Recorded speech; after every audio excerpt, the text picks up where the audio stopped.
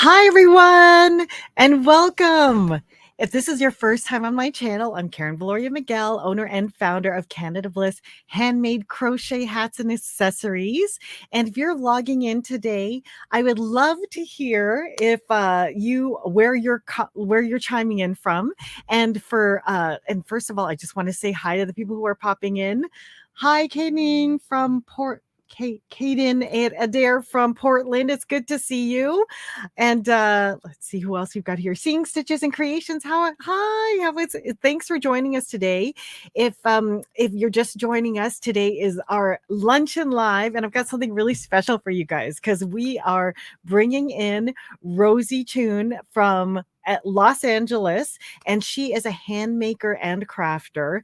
She has built an amazing business from her calligraphy, and I wanted to be able to bring her on just so that we can all learn from some of the experiences she's gained and she's experienced, because she is truly a talented hand maker who has built like a regular over 5-figure income business in just the past year from this source of hand making like craft alone. So I'm going to bring her in right now and I'll introduce you, and in the meantime I'm also going to say hi to everyone as you come in. So hey Rosie, it's good to see Hi, you. Karen.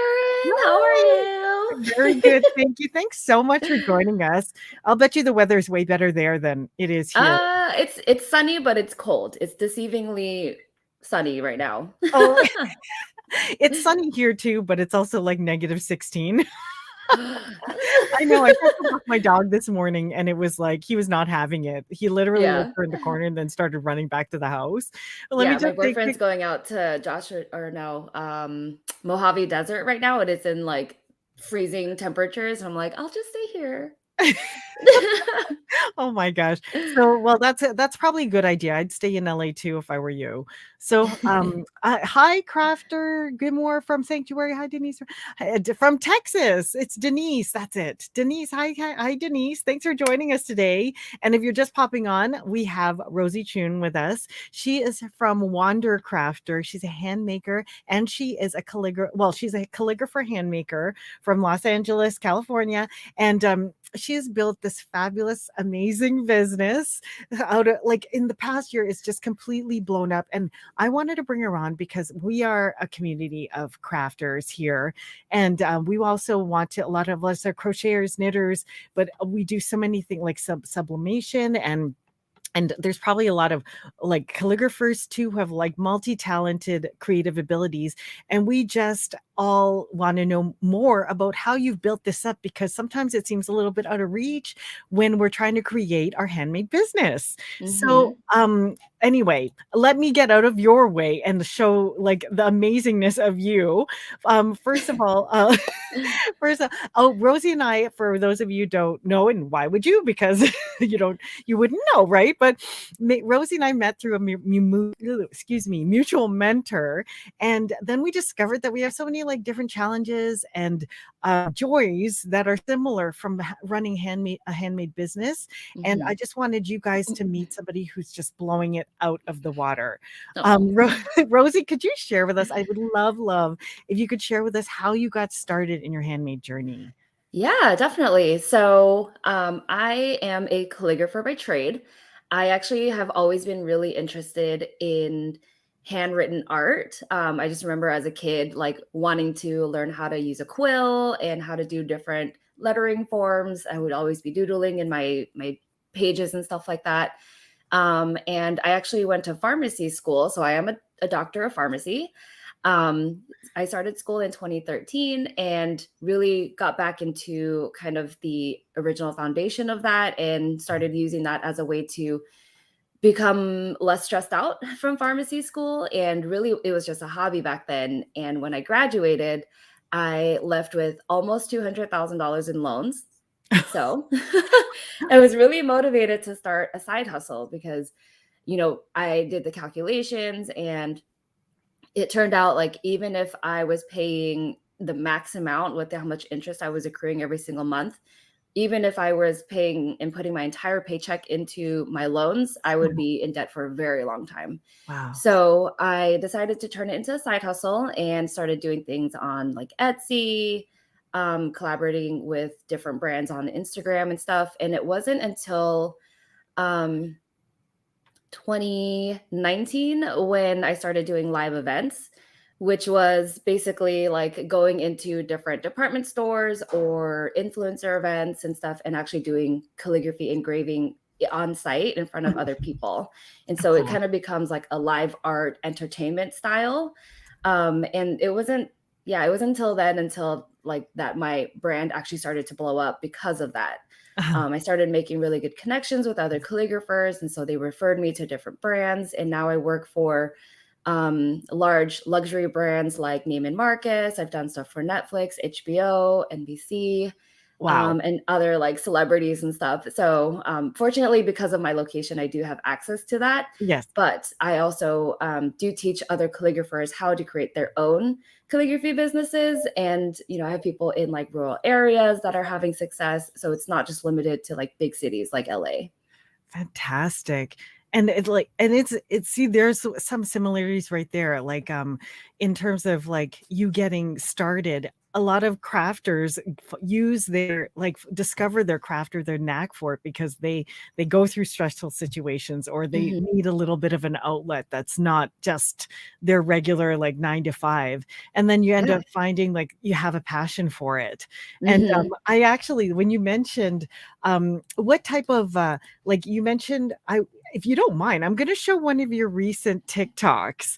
Yeah. Which one was it where you mentioned, wait, where is it? Okay, here I'm going to, oh, hold on. Oh, wow. Can you hear that? Well, Yeah.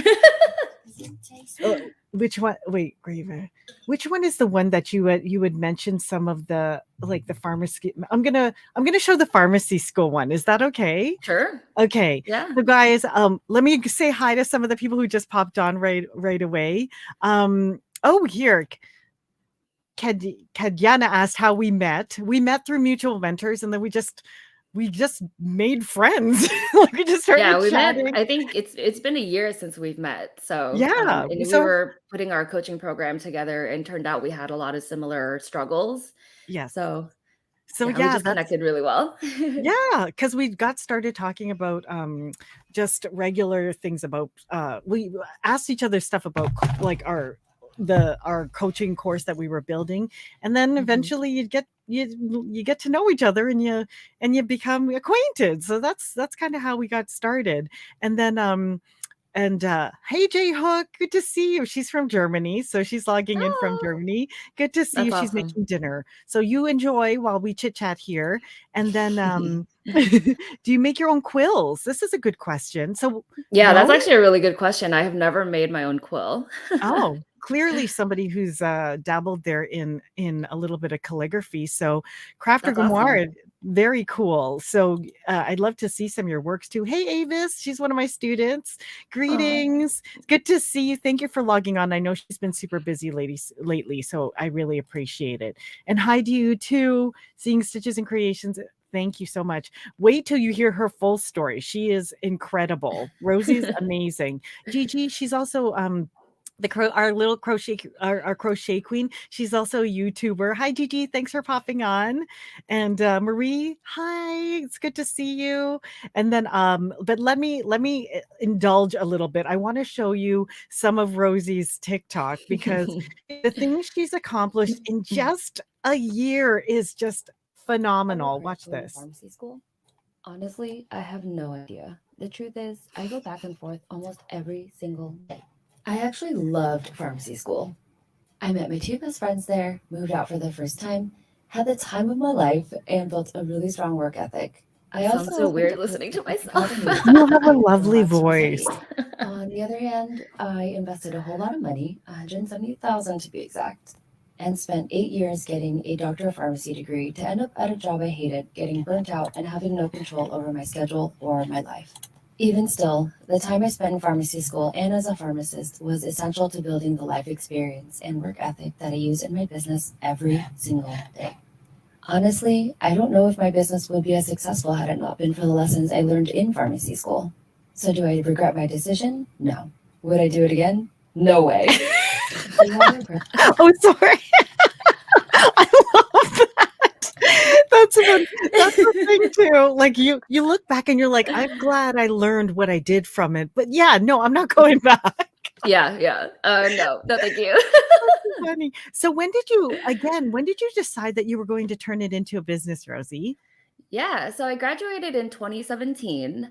I was working at a residency at the time for about 6 months, and then I ended up failing my licensing exam. The California law pharmacy exam is notoriously very difficult. Oh man. So because I wasn't able to get licensed the first time around, I ended up having to be let go. Oh. And I actually ended up using that time off to really hone in my skills and build the business while I was studying for the licensing exam again. Mhm. I did pass and then started working as a pharmacist. And once I got like my first big girl paycheck, I was like, oh, let's just like throw it all on the loans. And then I saw how much interest I was accruing. I was like, oh, Oh there's no man. way I can pay this off.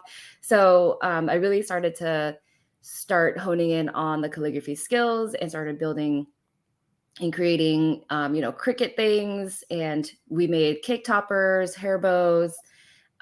We did wedding stuff, like pretty much anything that you can dabble in within the calligraphy community. We tried. Mhm. And we ended up buying like the Glowforge, which is the laser cutter. Mhm. And so that was really fun. But then the physical products ended up being way more difficult and like way more work than it was actually worth the profit. Uh-huh. Like our profit margins were very small because of like the physical materials that we had to buy and how much labor was actually going into it. Uh-huh. And eventually I figured out that that was not worth the amount of money we were putting in. I Uh-huh. think partly because I didn't really do a lot of wholesale. I was focusing more on like direct to consumer, and I wasn't pricing correctly. Okay. So those are all things that I have learned a lot on. And at the end of the day, I didn't really enjoy it. And so I stopped doing it, but I still have a lot of students who are super into it. So like I know what to do. Mhm. I know how to help them like get wholesales and stuff like that. It's just not like my style. It doesn't bring me joy. So Right. most of the stuff that I do now is like very service based. Mhm. Like I'll get people to buy the product, say like a perfume bottle, they'll mail it to me, and then I'll engrave it and then mail it back out. Wow. Wow. So you did try physical products for a little while, but then you pivoted more to service based. And Mm-hmm. how long did it take you to kind of go through that like decision making process or that Um, evolution? I would say probably two to 2.5 years of like experimenting with physical products Uh-huh. until I started doing live events. Like I started noticing other calligraphers going to luxury brands and engraving and doing just any writing in person, Yeah. and that looked like so much more fun. And as soon as I started getting gigs doing that, I was like, Uh-huh. oh, this is way more fun. It's way more profitable. And I just really enjoy being in front of people and sharing my art. So that was way more fun to me Mhm. than physical products, like hand making stuff in my studio with like wood chips everywhere. That's interesting. And I'm gonna ask too, like, how did you discover how to begin pitching these places that you would go to do events? Yeah, so that's a really good question. And we actually focus on that a lot within the Craft Academy, which is my coaching program. First things first, though, I always teach them to build a really good foundation first. Like you have to discover your mission, your purpose behind your business, why your art brings value to the other clients, and really Uh-huh. putting together a great elevator pitch and a very compelling offer that people just cannot say no to. Right. And so I started, going to like small businesses in my area, pitching my services, showing some of the stuff that I was capable of. And eventually, people started to say yes. And then um, my Google ended up taking off because of my TikTok.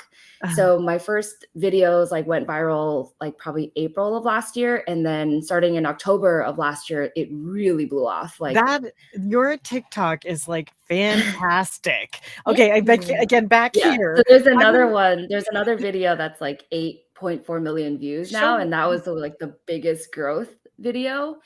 So amazing. as Which soon as one was that went that? off, um, Is it pinned to the top? No. It should be. Engrave a birthday gift with me, or I'd rather pay a lot for actual perfume. Oh yeah, I'm not that was a sure. hater one. Oh, you know TikTok, what? you get a lot of haters, and that's okay. I have to say, Let me. like, in terms of your social, I remember when you told me, you're like, "Oh, I'm doing TikTok now," and I'm like, "Oh, wow!" And then when you were like, "Yeah, I'm already at like 10,000 followers," I'm like, "Holy cow!" And that was just a few months, and now you're like, "Wow!" Like 57,000 people in your Thank TikTok. you. I just texted you the link, so that's the one that's like really taking off. Oh, okay. Let me see if I can bring it up. I'm Yeah. gonna. Oh, gee, look at that. Let's look at all the messages I have in my personal. Let me just. Oh, here we go. I want to show Oh, here. you my biggest flex, which is engraving without sketching first. The most commonly asked question is, have you ever messed up, or what do you do if you ruin it? So I wanted to try something new just to challenge my engraving skills, and a lot of people said I was just tracing. So here we go. I figured I don't sketch out every single word when I write a card or envelope, so why should I sketch out on a perfume bottle? Well, it's because a card or envelope can cost anywhere between 10 cents to $3, and a perfume bottle is an average of $200 or even more than that. So yeah, I did it, but I didn't love it because my anxiety was definitely on the rise.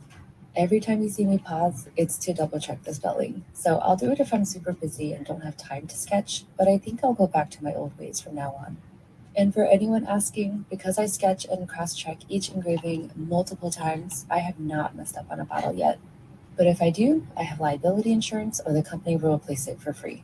I really do have the best job ever. I want to show you my biggest Awesome. flex, which is just Rosie, engraving without that's sketching first. you are so The most talented. commonly Like you asked have a oh questions wait, is, have you you have ever a knack for being able to like nail it with your social media, like through your TikTok. How often do you post on your TikTok? Um, it goes back and forth, and really it just comes down to motivation for me. It's very random, but most of the time, like if I know what I want to post and I have like a series going, then I'll Mhm, do like once a day. mhm. Some people do post like 3 to 5 times a day with like 10-second videos, and so they're going for more quantity over quality. Right. I actually focus more on quality because I want my followers to really learn something. Um, and that ends up, bringing people into like the program, and they want to learn a little bit more, and I'm just so passionate about teaching all things like calligraphy business that it just works out for me. But because of that, like because of the videos that have gone viral, my website really took off. Like I ended up on the first page of Google if you look Wow. for LA calligrapher. And after that, like I started to get leads from all different brands that I had never even heard of. So I think, really working on your business foundations and your website actually is more fruitful than you going out to different businesses and pitching yourself. So I always teach my students, like, do your website first, do your mission first, work on your portfolio so that people can find you. Mhm. Once you're done with that, then you can start pitching to other people and different brands and stuff so that, you start to build that portfolio and building your brand relationships and stuff like that. How did you decide on the niche that you're in? I think so. I actually have a worksheet where you just literally write out every single thing that you have done or want to do, and you figure out if A, if you love it, B, if you're willing to do it for free, is it scalable, is it profitable? And so there's a lot of different things that kind of went into it, and you Mhm. basically like argue with yourself to figure out if you really like it or not, and if it's something that you want to continue. And Exactly. moving forward, as you get that squirrel syndrome or shiny object syndrome, you can always refer back to your sheet and figure out if it works within your business and your niche, and if it coordinates with the brand that you've already built. And if it Excellent. doesn't, then just don't do it. That's like asking like my if any of my students are out there like Avis, the process sounds very familiar when we narrow down our niche too for like knit and crochet things too. So Hmm. I agree that you don't necessarily have to make everything and you don't necessarily have to be everywhere. Like Oh, totally. where would you say you focus primarily in terms of getting your leads and driving traffic to your business? Like how do I primarily get leads? Yes. I do it like primarily through my website now. And honestly, that was like the easiest thing. I think if I had really focused on my website going into it, I probably could have reached success a lot sooner. For me, my biggest mistake was skipping the steps Hmm. and just going to pitch to people without like a proper website or portfolio. And so I wasn't really getting leads that way.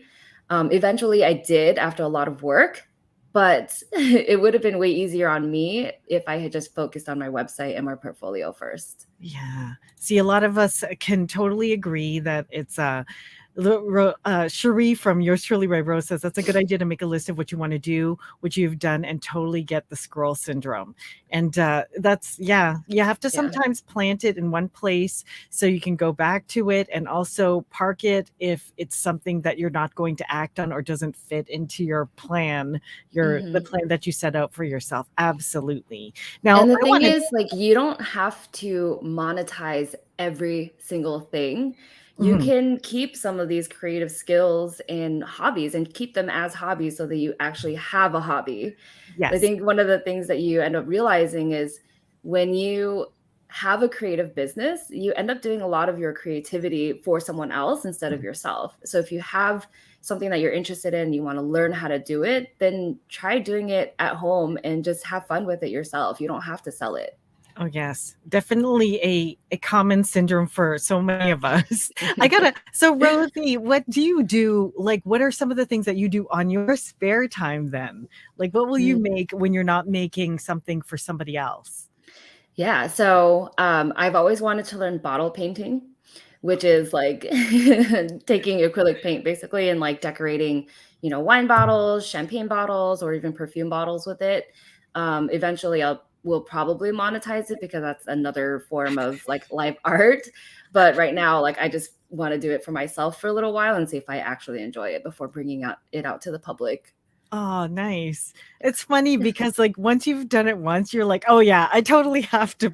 I'm gonna monetize, I'm gonna sell this. So I know with myself too, I'll make clothes for myself. And Hmm. even though like people are like, oh, did you make that? Are you gonna make that for other people? I don't always turn everything I make into a pattern or something that I add to my line. So it's so true that like, but I still crochet on my own time for me, or I'll knit Yeah. on my own time for me because it's Hmm. still something that I love and I don't want to lose my passion for it. So, Yeah. having brought your business from like craft to business and now you're a coach, what would you say like has been some of the attributes about yourself that you would like oh sorry, and guys, if you have any questions for Rosie, go Yeah. ahead and post them in the comments. Just put like a little question mark in the front so that we can see that it's a question that we're going to come to and answer, and we'll totally get to it. But like I was going to say in terms of, well, Rosie, like what are some of the attributes that you felt that you really used to kind of move yourself forward in your business? Hmm. That's a really good question. um, I think it's the biggest thing is my drive. Uh-huh. That's what I I was think I was thinking. Yeah. For because I you, for come from sure. like a yeah, I think because I come from a math and science background, and went through a lot of grueling education. I'm kind of used to that, unfortunately. Used to kind of But more the fortunately, drill. it's like resilience because when Yeah. listening to your journey as like a pharmacist, like getting up after not passing your exam, that takes a lot of like gumption, like, oh my Mm, god, 8 years of study and that like I didn't pass on the first try, and then you just get up mhm. and you're like, I gotta keep going, and that's like totally the attitude and the resilience you gotta have too when you're like trying to build something from nothing, like build a business from nothing. So I'm Mhm. certain that you brought all that too. Plus, like having gone through like 8 years of pharmacy school, like oh my gosh, like Yeah. some people have a hard time doing four, you know. I know. Like, even when I got to pharmacy school, I was like, "I don't think I know how to actually study." Like, I don't know if I learned those skills in undergrad. I know. Like you completely brought all of that with you. Wine bottle art Yeah. is so much fun. I make vinyl art on wine bottles too for fun. It is Oh, fun. fun. Like what I wonder what I would do if I could pick up another hobby. I've always thought of I try other things too. Like I've tried cake decorating. I'm not bad at it, but I certainly wouldn't monetize. Yeah, I usually have to do it a couple times after like I'll like scrape off the top of cakes when I'm making Mhm. things because it's It's just crazy because, like, people like, if you do something for a party and, people see and they're like, "Oh, you should put on Etsy." I'm like, oh God, no. "No. Well, not Please that you no. know, No, thank you." yeah, only because you have another business going and you know Mhm, like mhm. what's involved. But like just taking that first step when you were doing your first business, it takes a lot of like guts to put it out there. So good for you for like for trying your handmade and you're like a complete success at it. This is Oh, amazing. thank you. And so let's see what and in terms what okay, so you kind of went from handmaker to like you scaled it and your choice of path went to non-product based but more like a service base. What Mhm. made you decide to go from service to like teaching? Ooh, that's a good question. So I still do both. I think part of the thing that makes me a great coach is that I'm still working within the industry. So at the beginning of the month, I did an event for L'Oreal Uh-huh. and was there for 2 full days engraving for like a brand new product launch that's coming out. And the way that I got that was through Google. And so like I try, multiple different things and try to get try out different methods in getting leads and stuff. And I Uh-huh. think that really helps my students kind of understand their own industry as well. Mhm. And pricing is a big thing within our program as well. And so I'm always constantly trying to like increase my prices in order to increase our community as well in like the industry. Mhm. I still get people who think I'm like crazy expensive. But at the end of the day, it's like I have this skill. So why would I let someone who doesn't know what they're doing within the calligraphy community tell me how to price my stuff and tell me I'm expensive? Mhm. Um, so I think really just practicing that and getting comfortable with being uncomfortable is probably one of the best things that you can do as an artist is constantly challenging yourself and proving that you're like an authority figure within the industry. Right? Like, thank you because like it one of the things like you're mentoring others to like acknowledge the worthiness of the products that they're making and the things that Mhm. they're creating.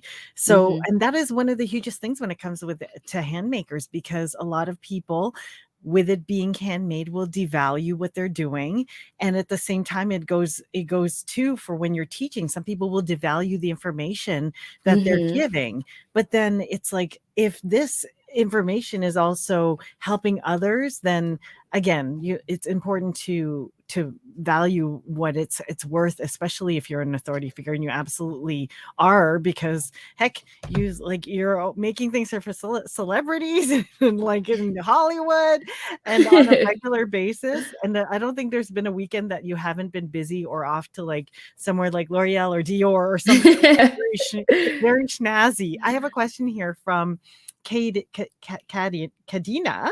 How do you decide what images and videos to put on your website? And that's a good question. I'm going to pop your website up and you can answer that if Yeah. you're comfortable You with can that. actually, if you wanna go to the engraving and calligraphy tab at the top. Sure.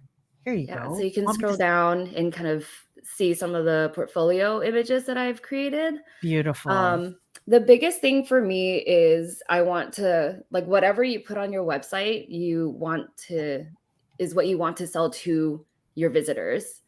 So if I want to sell my pointed pen skills, then I want to have an image on there. I think a lot of the times people like my clients will come to my website and they don't really know what they want yet until they actually see what's available and Ah, what I'm capable of. look And at that. so if they see like engraving, then they know that I can do engraving and that gives them ideas on what to do for their own events. So that's kind of how you figure out which images to put on there. Mm, Just put what you want to get hired on for, essentially. Brilliant. So when it translates to like knitters and crocheters, the types of things that like again it comes down to establishing your niche and defining who Mhm. it is and what you're making for them and or what you hope to make for them. Post those kinds of things because that is what will drive the traffic to the items that you want to sell to people. So Mhm. yeah, absolutely. And then also Rosie also has a calligraphy academy for people who are calligraphers. And tell me some of the success you've had with some of the people who are in your program. Yeah. So one of the first students that I had in my beta program, she lives in like a really small town in, I think it's Iowa. Uh-huh. She has like 10,000 people in her town. So it's very small. She was working as a librarian at the time, making, I think it was like 60 or 70K. And um, after the program was completed, she ended up quitting her job about 6 months later and working as a full-time calligrapher. And so the fact that she was able to replace her income with her calligraphy business, I'm like so proud of that. Because now she gets to, like she makes passive income with some wholesale stuff that she does. She's able to, make money while she's sleeping. And that's probably the greatest contribution that I've given to anybody. So That's now we're amazing. working with other people and trying to get them to do the same as well. So. Amazing. And it's what satisfaction in knowing that you've helped other people generate revenue for their lives and like their families or and all the things that are important to them. So I put the link to Rosie's like if you like calligraphy or would like to know more about calligraphy as like a career too or like turning it into a business, her link is in my description, so you could also check that out too. But let me ask you we have some more questions that are coming up. Let's Yeah. see. Oh, but sorry, Kadena. Okay, now I know how to pronounce your name. She would like to know, It's do a you have pretty name. it is. Do you have a professional photographer do your images? So I don't have a professional photographer. I actually do everything on my own. Oh wow. So most of the photos that you've seen are taken with like my iPhone 10. And then I can edit on my phone using Snapseed, which is the app. And then for videos, I use Splice. So I actually teach my students how to do all of that themselves as well. And having a professional photographer in the beginning is great because you get these awesome images. But the downside to that is that you end up relying on them for photos, and Mhm. who knows how much that's going to cost, how long they're going to take, and if it's going to continue working with like your brand aesthetic. And Mhm. so I actually teach my students to do their own photographs because you want to create that aesthetic for yourself, for your website, for your Instagram, and all that. And that just makes it more efficient for you because you're not waiting on someone else to give those photos. That is fantastic. I am a huge fan of making sure that the people that we coach, they learn like teach a man to fish, right? So that they, Exactly. they can feed themselves ultimately. And that is the Mhm. biggest thing that you could do for somebody, sharing like the knowledge so that they can like serve themselves in the long Exactly. run. Mhm. And let's see, in terms of growing your business, like you've in just a short period of time, from like having now you've got your hands still in like service, you're mentoring others. Where else do you see your business going other places as well, or do you have aspirations for your corporation or your business? Um, I think right now I'm trying to create that legacy business where this program will end up lasting beyond my time. And so I'm really focusing on that primarily, but there are some doors that have opened up since my TikTok ended up going off. I'm maybe considering getting an agency who can like get me some brand deals or sponsorships that, maybe I don't have to work as hard. Yeah. Would you consider teaching a TikTok course to handmakers? Ooh, maybe. I'll be in your test group. I'll just give you access to the program. I Okay. do have like like two modules, one on like videography and then one on social media and like how to make videos for TikTok. Oh my So gosh. Isn't that funny? Like we can't help but like think of stuff for each other, but like, oh my gosh. But that ends up going into like squirrel syndrome too, right? Like if you create another program specifically for TikTok or specifically for engraving, that's another business. Oh yeah. That's another niche that you have to, your attention ends up diverting to those different programs. And so now that's why I'm trying to focus just on like the craft academy, so that the students that I do have end up having success, because I'm fully 100% focused on them.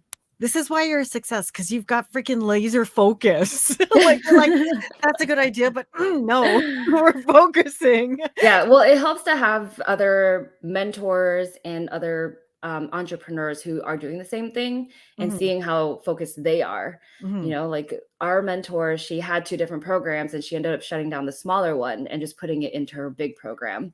So that's where my inspiration really comes from. And she's been able to scale to multi-million dollars. And so she could do it, so can we, right? Yeah, we totally can. Yeah. So that was completely true. And Sylvia, she's our regular on the lives, and she said that is amazing. So, and what kind of advice would you, because we've got a lot of handmakers who do already have their own businesses or are building their own businesses. What kind of advice would you give do you give to your students, and would you give to this, like our audience, about building their business? So many, so many things to choose from. I think ultimately, how about like a top 3 or like a top 5? Yeah. Okay, go. I would say ultimately it comes down to like picking a niche and really staying with it. And I think one of the biggest issues is that people get squirrel syndrome, shiny object syndrome, and they end up trying that for a little bit, monetizing it, doesn't really work super well, and then they like shift to something else, a different niche, and they don't build it enough to the point where it can actually take off and actually build that foundation and before they like switch to something else. So I would say if you have a very specific like crochet niche, I would stick with that and really do as much research as you can to take that off. Is it how are people getting that success in this specific niche? Is it through wholesale? Is it through YouTube? Is it Pinterest, selling on different platforms? Do the research and really dive head into your niche and commit to it 100% before giving up on it.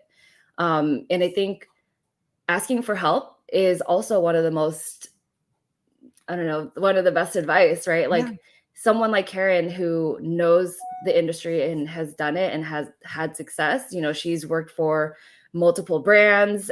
She's done conventions, like she's worked for Hollywood brands. So you have someone who is an expert in that niche already. So like, why not reach out to her and ask her what you can do, like what methods she's tried that you can adapt to your own business. Oh, thanks, Rosie. And any other advice that you would give to our viewers? I don't know. I think having experts to kind of tune into and like get motivated from is, this is kind of like your beacon of hope of like what you can do. If I can make 5 figures a month with calligraphy, I'm sure you can make 5-figure months with crocheting as well. And you just have to do the research and figure out what works for you and what works for like your ideal life.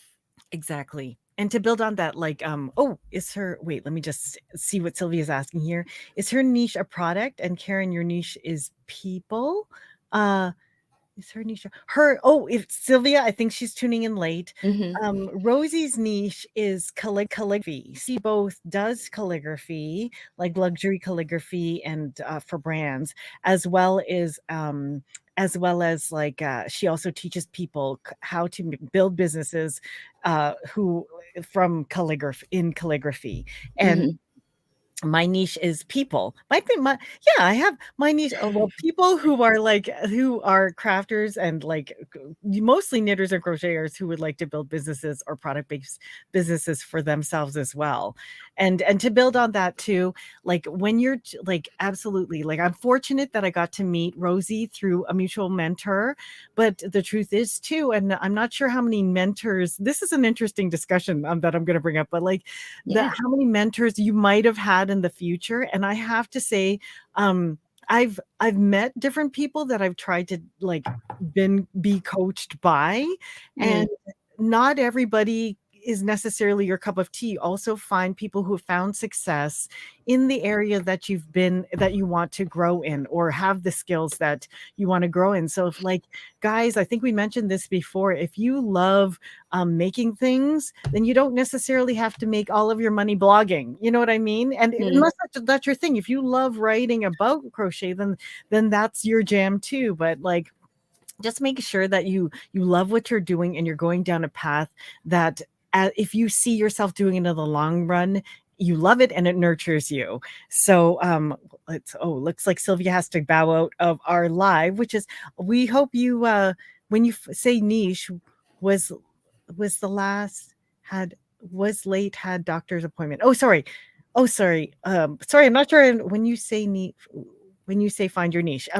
Anyway, in terms of niche, if you guys weren't in the last niche video, check it out. I'll put a link over in the replay. I'm trying to point to the right corner where I'll put the like, that was one. It always comes down to that, because it also reduces the amount of time that you're spending on activities that don't relate to the niche or the path that you're trying to go with in your business. So let's see here, do I have any other questions? Or let me see. I had to prepared some pictures from that you had from before, so I'm going to share these if you don't mind. Hold on, let me oh, thank you. I'm glad you enjoyed it, and people seem to be liking it as well. So I hope that you guys are still enjoying that niche video. I'm going to show you some pictures that Rosie shared with us. Well, this is Rosie, and then one of her gorgeous pieces here. What is this one? So that is the Lancome La Vie Estelle perfume. Uh, And the person that asked me to commission this, her mom has a business called like Poppies and something. I forget what is, something cute. And so she wanted me to engrave poppy flowers all over the perfume for her mom. wow, that's gorgeous.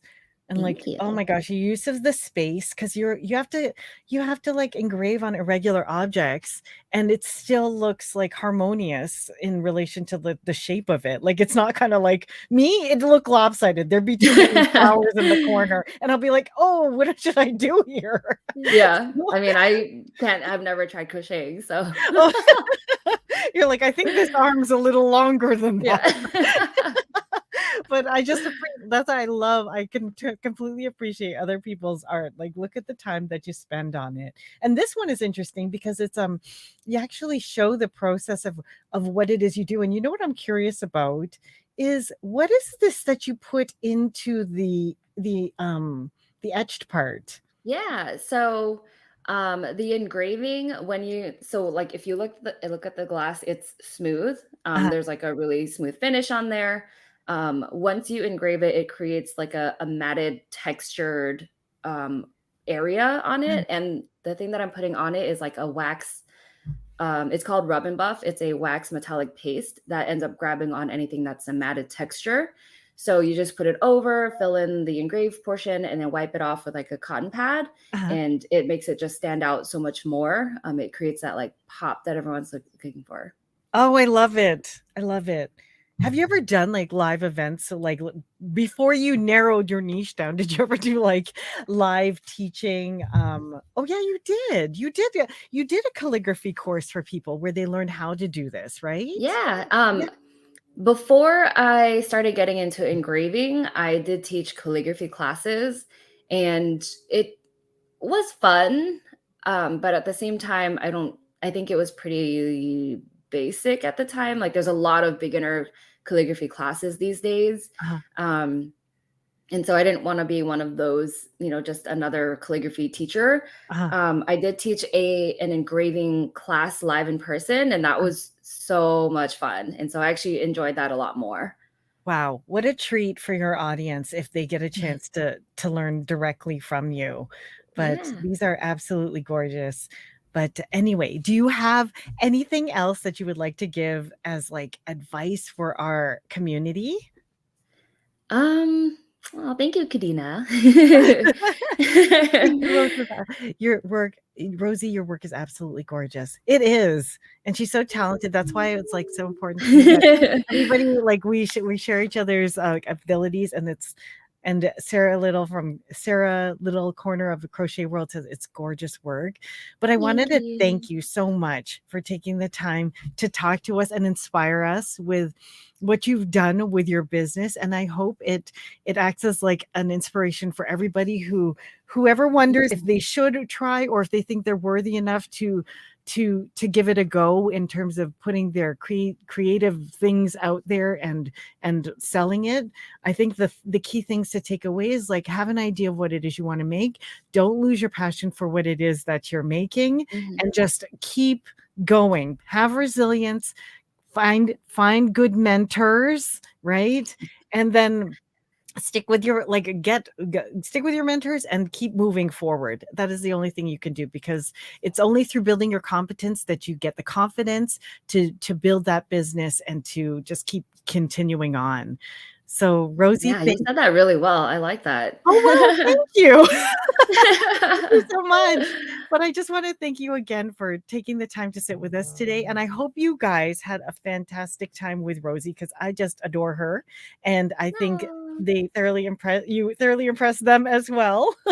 And if you Aw. want to check out her page, please do. I put the link in the description below. So you should absolutely check her out. Or if you just want to, and subscribe to her TikTok, because they're really good. And she has such a soothing voice. You could just let all Yeah, of them be. I'm mostly on Instagram, so if you want to chat with me directly, feel free to send me a message. You guys are such an amazing, supportive community already, so I would love to meet you, and thank you so much for having me.